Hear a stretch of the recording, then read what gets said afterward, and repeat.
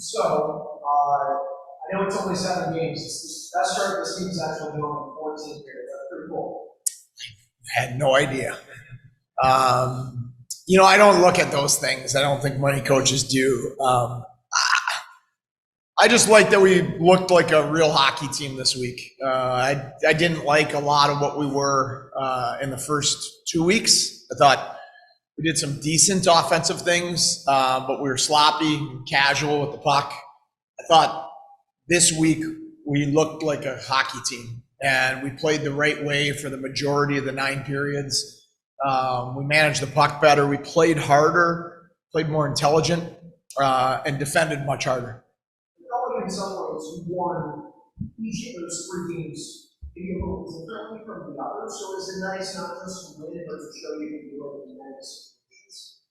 That's a good question. I don't know. I actually felt it. I thought it felt similar. I thought every game felt similar.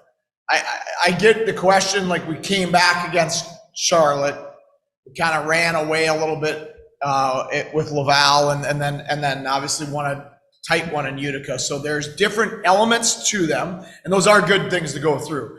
Closing out a lead. I preferred Utica's game to stay 5-2 because we played good enough defensively to lock it down.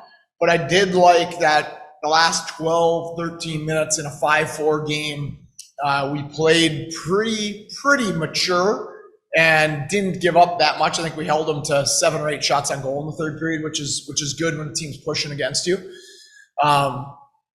So that was a good experience. And then obviously the Charlotte game was a huge game for us because we didn't go away from playing the right way. And a line I like to use a lot is don't get bored playing the right way. It'll pay off at some point. In the Charlotte game, it didn't pay off till the last 6 minutes, but the guys stayed with it. I think that gave them some confidence and belief.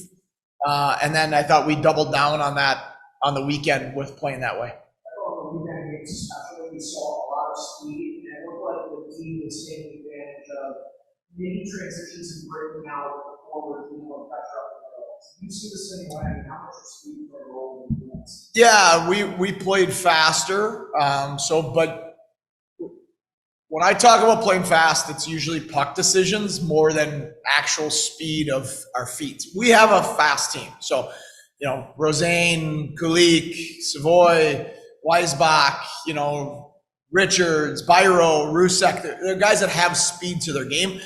But speed of foot doesn't allow you to play fast. Speed of puck movements allows you to play fast. And part of what we did this week was we were really predictable for our teammates. Our guys were in the spots they were supposed to be. They moved the puck when they were supposed to move it. And so that allows you to look fast.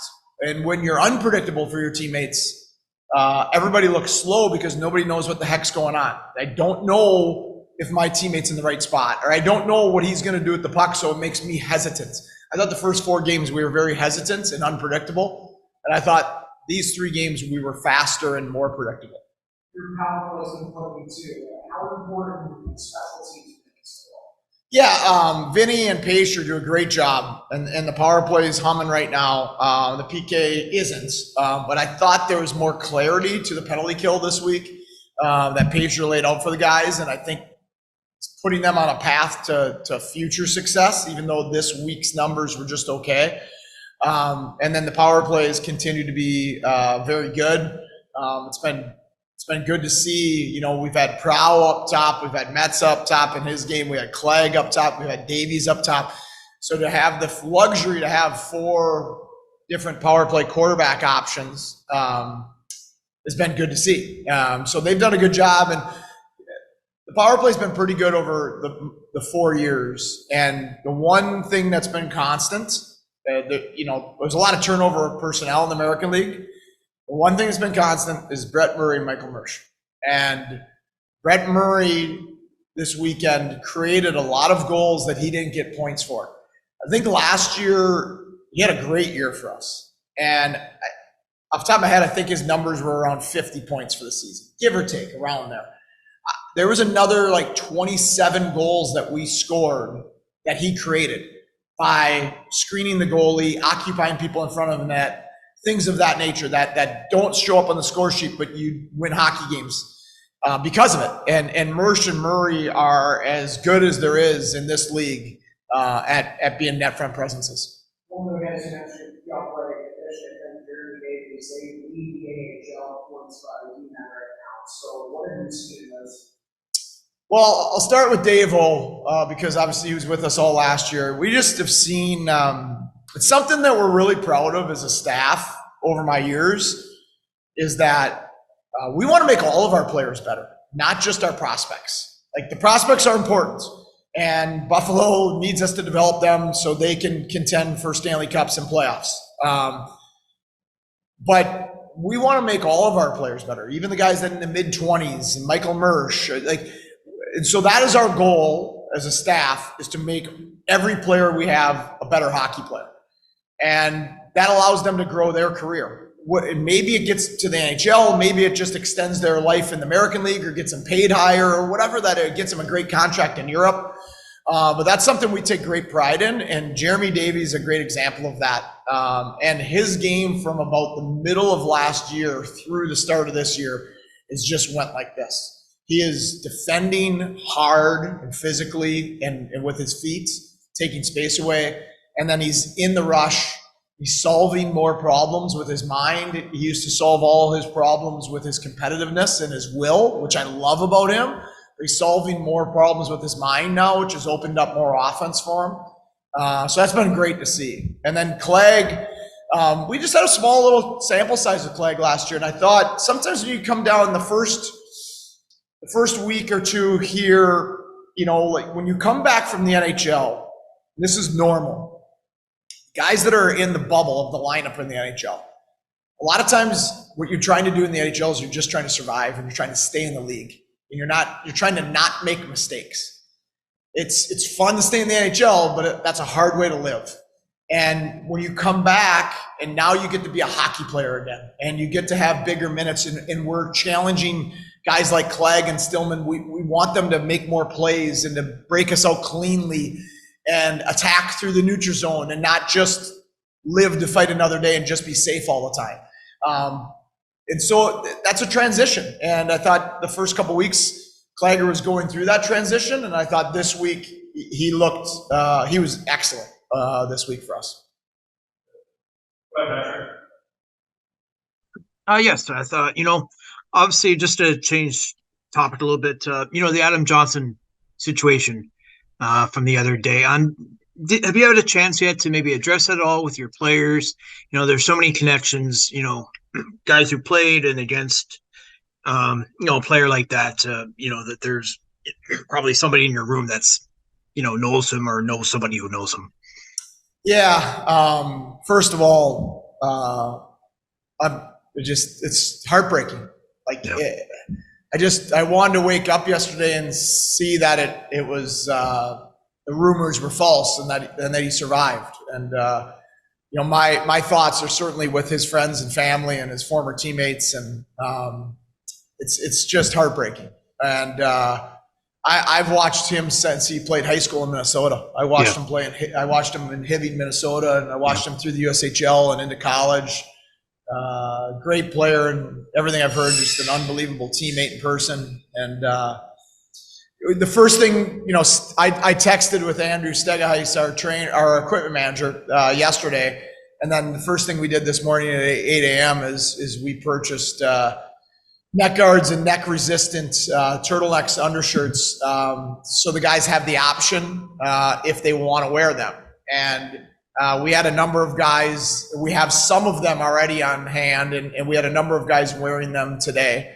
And we want to have it, we're going to have it ASAP for the whole group. Because it happened to one of my players at RPI. Fortunately, we had a pre-med major on our team that likely saved his life. Alex Angers Goulet, great kid, was pre-med and was able to get to him before the trainers, and like I said, likely saved our player's life. It's something I'd never want to see again, and what happened this weekend was heartbreaking. And just to follow up on that, a player like him, obviously the NHL maybe wasn't fully in his cards, but he was able to still make a career in hockey for himself. What do you say about players like that? That there are different paths, that even go beyond the NHL for players at this level. Yeah, I mean, I have friends and teammates and players I've coached that are tremendously proud of their career that didn't play in the NHL, and he did. But guys that played in the American League, guys that played in the East Coast League. East Coast League's great hockey. Guys that are over in Europe having unbelievable life experiences and playing a really high brand of hockey. Guys that just simply play high school hockey, right? It's you play the game. We all start playing the game because we love hockey and it's fun, and you want to be with your teammates and you want to be at the rink. And if that, my nephews played high school hockey in Minnesota. They loved their careers. They had great careers. The NHL is the pinnacle. It's what we're paid to do, is to try to get players to that level. I think just playing the game and loving the game and doing it the right way is great for anybody. Great, thank you. Hey, Coach. Just a quick question. The last game, Brendan Warren got hit with a shot high. Is he all right? No. Brendan Warren has a broken jaw, unfortunately, and he'll be out, 6 weeks likely. So, that was terrible. He's what a shame he was doing so well. Well, he's a culture driver for us. It's a real credit to him. That's what I texted him yesterday when I got the news from our trainers. Just a couple of years ago, he was in the East Coast League, and now he's so good and so important for us that when I get that news, all I can think about is, man, we're not going to be nearly as good of a hockey team without him. And it's a real credit to him. How valuable he's made himself, how much his game has grown, and what he means to our identity and our culture here. Kisakov and Kozak, you expecting them back this week? I'd say Kisakov and Kozak are 50-50 for this week. Progressing, getting better, but still probably 50-50 for both of them this week. Noichev will be out on Wednesday, 50-50 for the weekend. All of a sudden, those injuries are starting to mount up here. Yeah. I mean, all on the forward group too. Where a lot of times you see it more on D, just because the physicality of the position, and they've all been game injuries. And it's something we take a lot of pride in how we practice and practicing competitively and fast. And but I if we have injuries in practice, that really bothers me as a coach, because that maybe means I'm designing it improperly.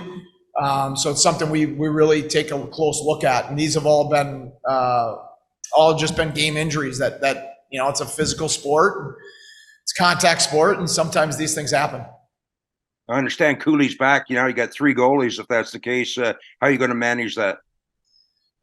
Day to day on the goalie situation. Obviously, Levi's just coming back from his injury, so you have to see how that plays out up top.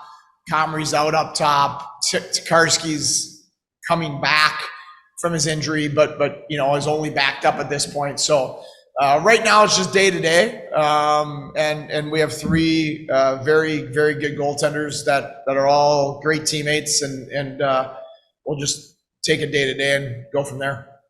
Thanks, Coach. Thank you. Thanks, guys.